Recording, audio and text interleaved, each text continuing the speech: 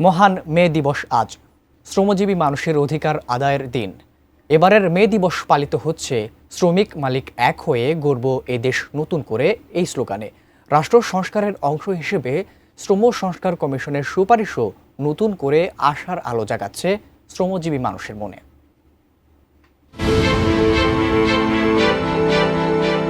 পহেলা মে বিশ্বজুড়ে শ্রমিকদের অধিকার আদায়ের প্রতীকী দিন হিসেবে পালিত হয় বেশ আওয়াজ তুলে।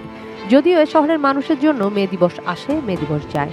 দিবস উদযাপনে হয় মিছিল, হয় বক্তৃতা, কিন্তু আশপাশের ক্লান্ত শ্রমিকদের জীবন তাতে তেমন বদলায় না। কর্ম করেই খেতে হবে সেই নীতিতে চলা এই মানুষগুলোর ভাবনা কালকের দিনটি যেন হয় আরও একটি মজুরির দিন।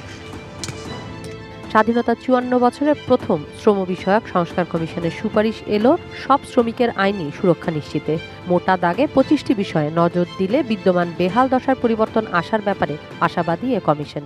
এটা বাস্তবতা না, এটা পারবো না, এই মানসিকতা, ওই মানসিকতা দিয়ে যদি সরে আসা যায় তাহলে দেখা যাবে যে বাস্তবায়ন করা যাবে। এখানে খুব বেশি আমরা এমন কিছু করিনি যেটা জাতীয় সামর্থ্যের বাইরে। পরিচয়, জাতির রুচি, দায়িত্ববোধের সাথে সম্পর্কিত এগুলো যত চ্যালেঞ্জে থাকুক আমাদেরকে সিদ্ধান্ত নেওয়া উচিত যে আমরা ওখানে পৌঁছাবো। শিশু সন্দেশ, মাতৃত্বকালীন সুরক্ষা, এই যে তুমি বলা বন্ধ করা, এই জায়গাগুলো কিন্তু আমাদের যাত্রা শুরু করতে হবে।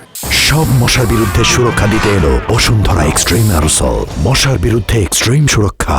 দেশে আছে ৮ কোটি শ্রমজীবী মানুষ, এর মধ্যে ১ কোটি বিদ্যমান শ্রম আইনের আওতায় এলেও বাকিরা সবসময়ই থেকেছে অগ্রাহ্য।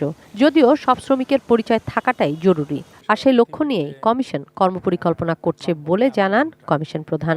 শ্রমজগতের সকল মানুষের জন্য ন্যূনতম কোনো আইনি সুরক্ষা নেই। কমিশন এইটাই হচ্ছে প্রথম সুপারিশ যে প্রাতিষ্ঠানিক, অপ্রাতিষ্ঠানিক, লাভজনক, অলাভজনক সব শ্রমিককে ন্যূনতম কিছু সুরক্ষা দিতে হবে।